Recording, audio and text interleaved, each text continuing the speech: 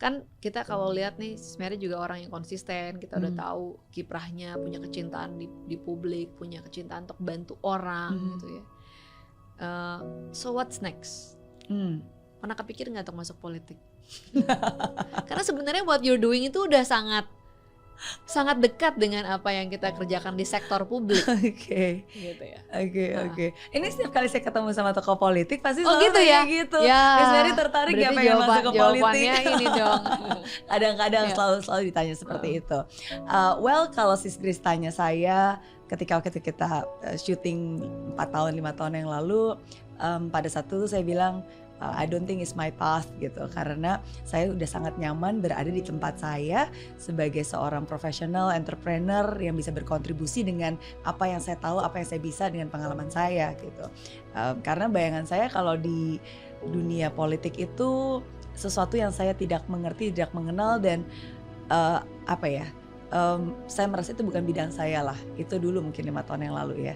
Tapi hari ini ketika saya bertemu dengan lebih banyak lagi tokoh-tokoh politik dari beragam, apalagi yang perempuan, apalagi saya melihat banyak banget kaum minoritas. Minoritas tuh dalam arti ya perempuan juga minoritas, kaum Tionghoa juga minoritas gitu kan.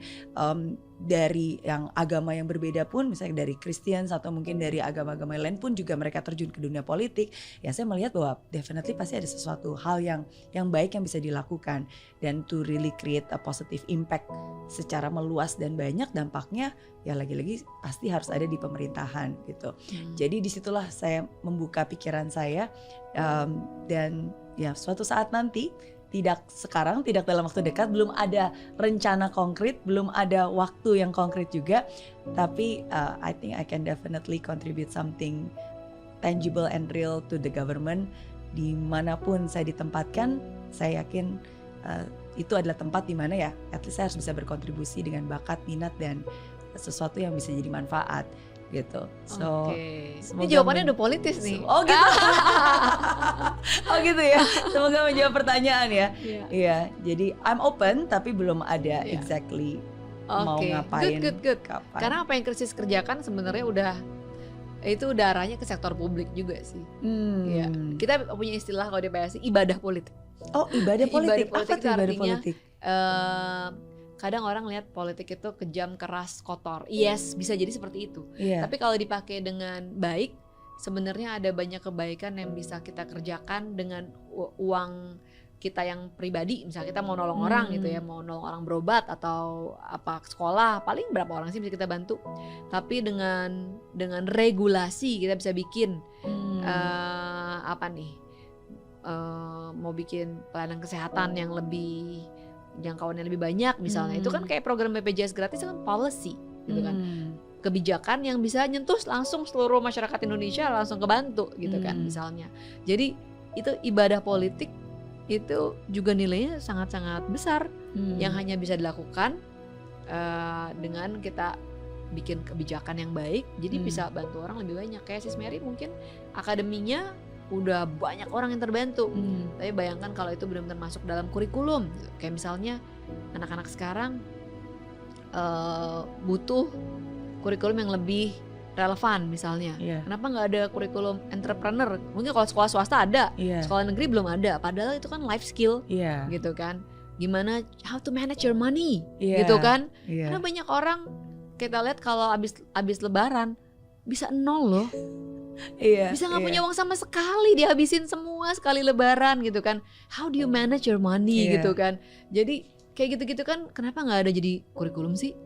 Kita mungkin di sekolah Sis Mary Sis bisa ngajarin itu. Tapi kalau kita bisa buat itu menjadi kurikulum wajib, di semua sekolah harus ada life skill yang seperti itu, ya itu hanya bisa dengan regulasi. Gitu kan. Nah ini kan perlu orang yang mikirin seperti ini kan, dan mungkin yang ada di birokrasi saat ini belum kepikiran gitu kan. Karena memang bidangnya mereka nggak di sana gitu. Ya, jadi itu ibadah politik namanya. Itu kita bisa politik, menolong orang lebih banyak lagi, karena yang bisa mempengaruhi hidup orang itu hanya regulasi namanya. Produk undang-undang kah, produk apa nih, produk politik lah itu jadinya, yang bisa langsung begitu disahkan berlaku ke seluruh sekolah gitu misalnya. Iya, makanya itu juga yang membuat saya membuka pikiran dan lihat oh ternyata itu bukan tentang tempatnya tapi tentang orangnya. Maksudnya kalau dia bilang wah politik itu kotor dan segala macam, ya enggak juga sih, tergantung siapa orang yang mengerjakannya dengan niat yang seperti apa kan. Gitu. Iya. So Oke. Saya merasa ini udah mulai ada lampu hijau. Lampu hijau.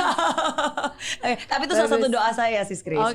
Untuk bijak, bisa more discernment, untuk bisa mengetahui sebenarnya apa sih yang Tuhan mau dalam hidup saya. Jadi bisa lebih memilih dan memilah yang mana yang akan menjadi fokus 5-10 tahun ke depan.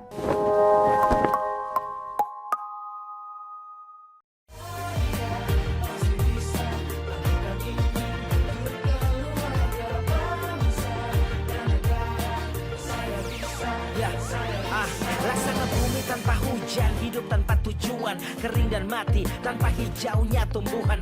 Demikian kalau mimpi tak kunjung terjadi.